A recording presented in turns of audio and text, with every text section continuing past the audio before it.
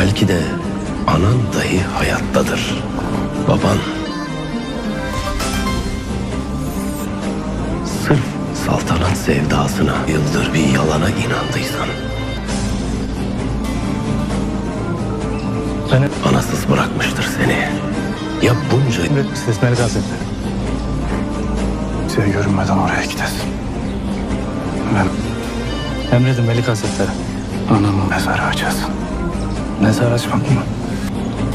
Şimdi benim için gizli bir iş yapman gerek. Mezarı. Süslü Tepe'nin eteğindeki. İçinde bir ölü var mıdır? Ki köyün evin bahçesindedir. Tez kim derseniz. Bu emrimi. Mezarı aç. Dahi bilmeyecek. Emredersiniz. Kimse duymayacak. Veda.